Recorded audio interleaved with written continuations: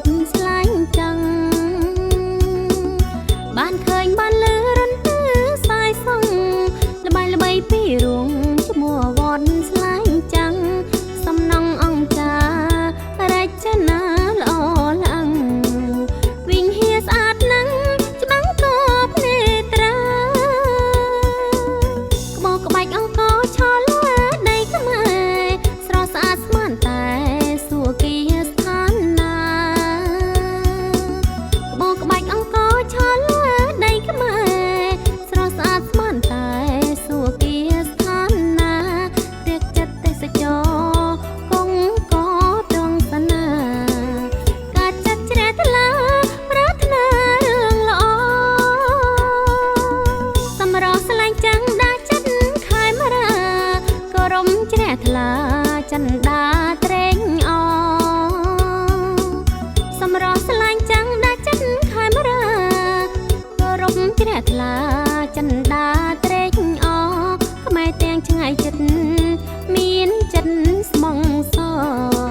សាមគ្គីបវរហើយជាតិសង្សនា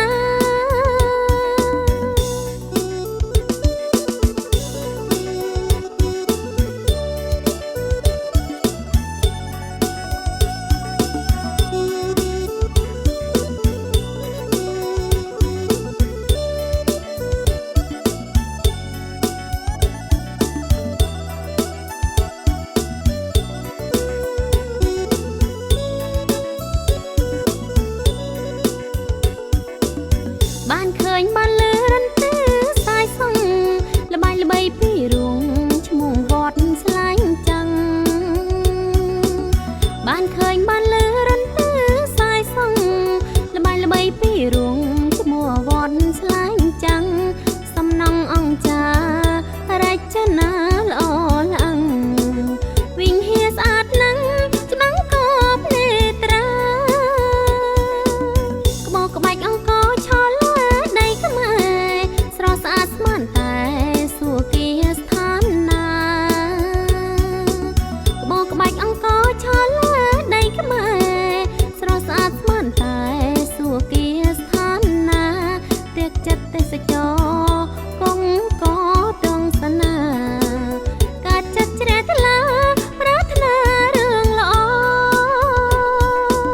សម្រស់ស្លាញ់ចាំងដាចិត្តខែមរាក៏រំជ្រះថ្លាចន្ទាត្រេងអ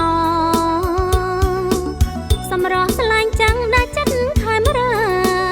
ក៏រំជ្រះថ្លាចន្ទាត្រេងអខ្មែរទាំងឆ្ងាយចិត្តមានចិត្តស្មងសសាមគ្គីបវរហើយជាតិសង្សនា